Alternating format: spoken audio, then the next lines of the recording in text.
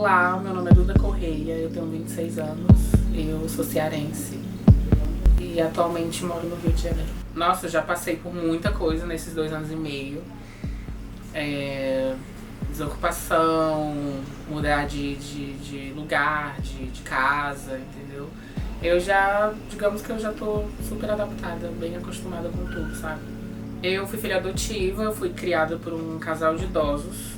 Foi bem complicado no início, porque minha mãe falava aquilo que as pessoas mais velhas falam, que o homem foi feito pra mulher, a mulher foi feita pro homem, e tipo, minha mãe não queria aceitar. Desde criança, sempre eu brincava de boneca, eu ficava sempre com as meninas, não ficava com os meninos por conta do preconceito. As pessoas falavam pra minha mãe, né? Nossa, seu filho tem um jeito diferente, ele brinca de boneca e tudo. E ela falava, não, isso é coisa de criança. Entendeu? Tipo, ela deixava.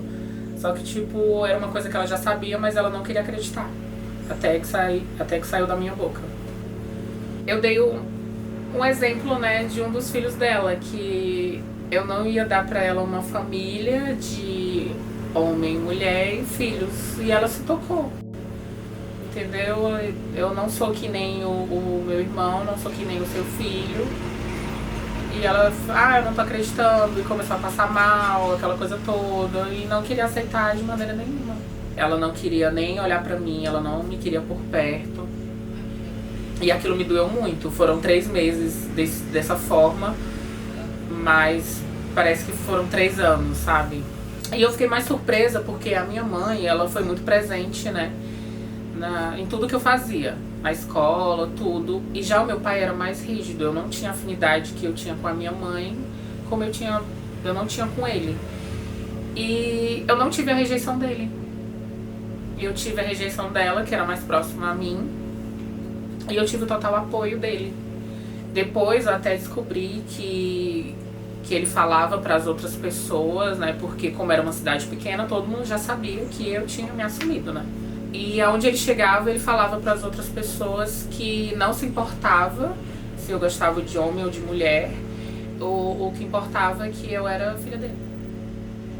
E tipo, isso pra mim foi maravilhoso, sabe? Não foi ele que me falou, mas as pessoas me contaram que ele falava isso. Ele era tão rígido, a gente brigava tanto e ele não se importou. Já minha mãe, né, que era mais próxima a mim, que tava comigo pra tudo, simplesmente me virou as costas. E nisso, a minha mãe, meus pais, eles faleceram de câncer, os dois. Primeiro minha mãe, ela ficou muito vulnerável, e, tipo, como eu era caçula, pra tudo era eu, né? Eu que cuidei dela até o fim. Dias antes de morrer, ela viu que eu tava muito triste, né, em casa, porque eu tava com aquela paixonite de adolescente, né, de gostar de um garoto e não ser correspondida, e sofrer, chorar pelos cantos, e minha mãe percebeu. Nisso só tava eu e ela em casa. E ela chegou pra mim e perguntou o que tava acontecendo. E foi a primeira vez que eu me senti à vontade de falar com ela sobre, né, de desabafar dessa forma. Porque logo depois que eu tinha me assumido, toda vez que a gente tocava no assunto sobre minha sexualidade, a gente brigava. E nisso ela me chamou do canto e perguntou o que tá acontecendo. E eu falei pra ela que eu tava gostando de um garoto e que eu não era correspondida. E nisso ela pediu pra conhecer o garoto, eu levei ele lá, que era o vizinho, né, no caso. E eles conheceram, se deram super bem. E eu lembro perfeitamente que ela falou pra mim: nunca chore por homem, porque não vale a pena. E você ainda vai ser muito feliz com uma pessoa que vai te amar de verdade. Foi ali que eu liguei o foda-se pro mundo, sabe? Se eu tive a aceitação da minha mãe, que era o que eu mais queria, então não vou me importar com o que as pessoas falam, não vou me importar com nada. Agora eu vou viver, eu vou ser eu mesma. Eu saía pra onde eu queria, vestia o que eu queria, sem me importar com a opinião dos outros. Aí nisso, depois da maioridade, veio a transição, né?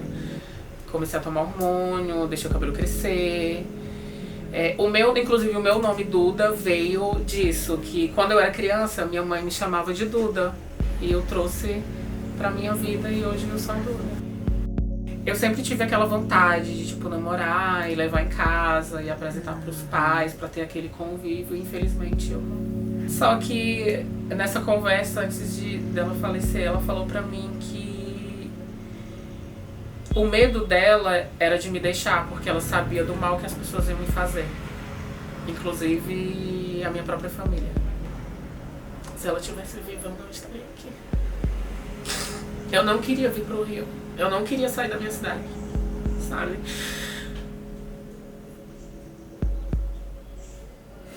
Eu não queria sair de perto das pessoas que eu gosto. Eu não queria ter saído, mas eu não me vejo mais morando lá. Eu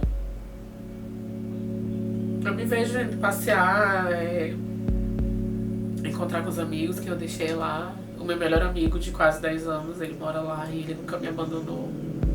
E ele sempre me ajudou muito quando eu precisei. Mas eu não me vejo mais morando lá, sabe?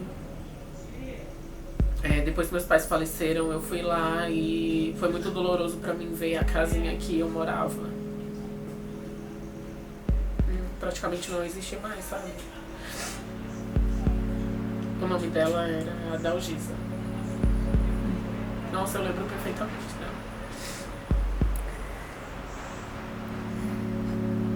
Eu sei que tudo que a gente passa é aprendizado, sabe? Se eu tô aqui hoje é porque tem um propósito, mas, tipo, eu não queria.